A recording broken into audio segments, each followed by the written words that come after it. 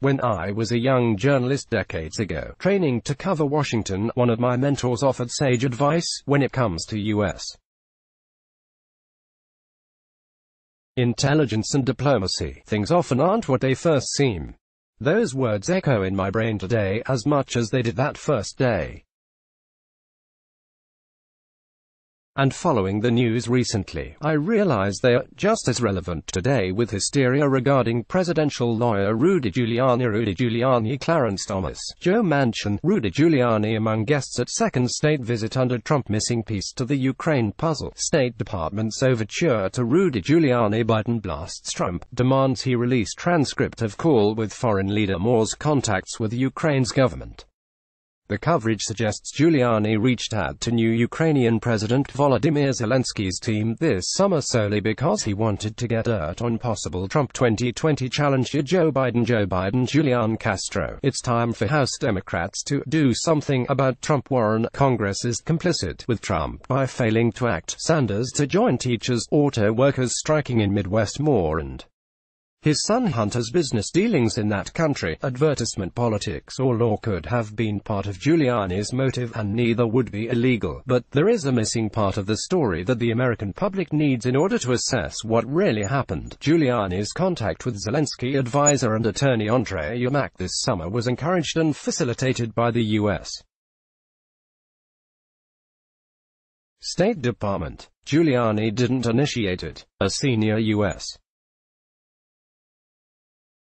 diplomat contacted him in July and asked for permission to connect Yermak with him. Then, Giuliani met in early August with Yermak on neutral ground in Spain, before reporting back to state everything that occurred at the meeting. That debriefing occurred August 11 by phone with two senior U.S.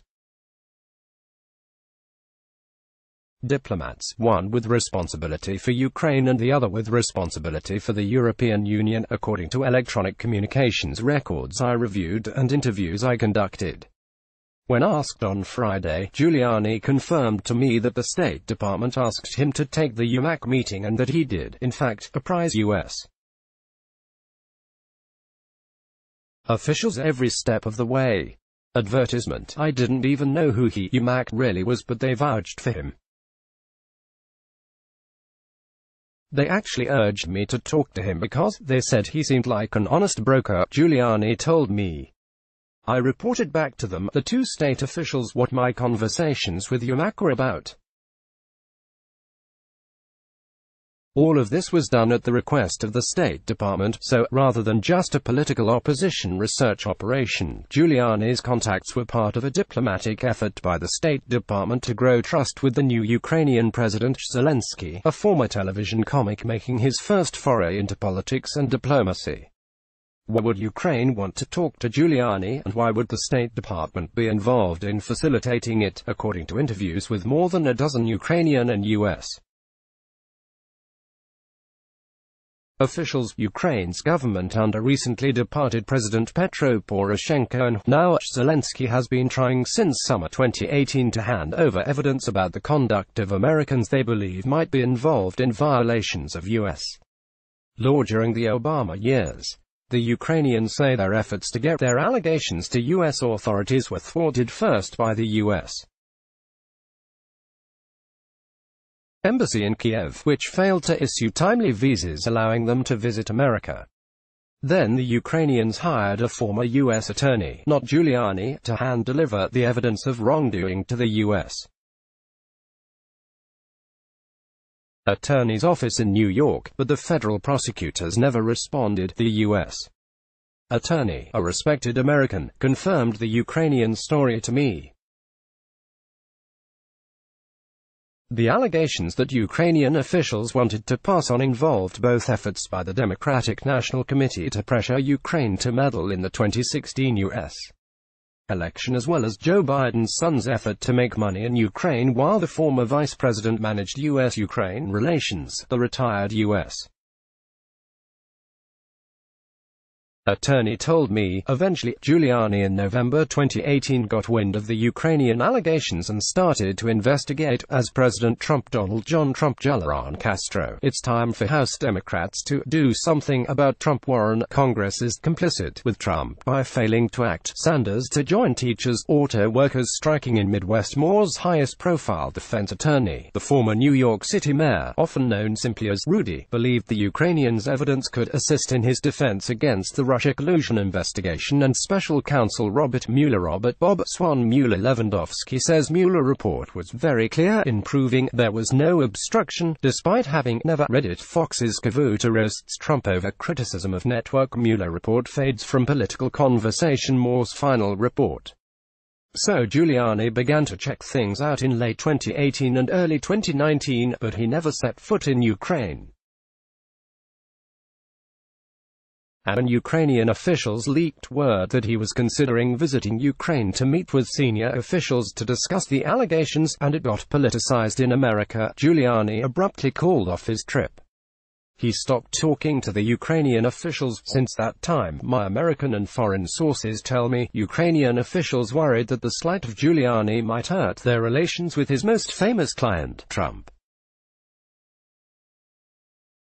And Trump himself added to the dynamic by encouraging Ukraine's leaders to work with Giuliani to surface the evidence of alleged wrongdoing that has been floating around for more than 2 years, my sources said. Advertisement. It is likely that the State Department's overture to Giuliani in July was designed to allay fears of a diplomatic slight and to assure the nascent Ukrainian administration that everything would be okay between the two allies. The belief was that if Zelensky's top lawyer could talk to Trump's top lawyer, everything could be patched up, officials explained to me.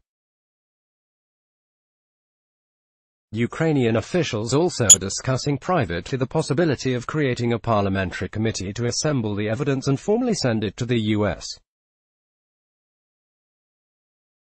Congress, after failed attempts to get the Department of Justice's attention, my sources say.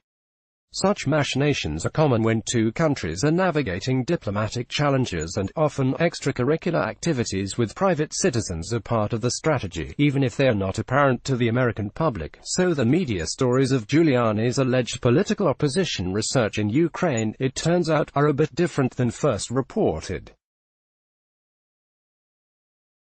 It's exactly the sort of nuanced, complex news development that my mentor nearly 30 years ago warned about.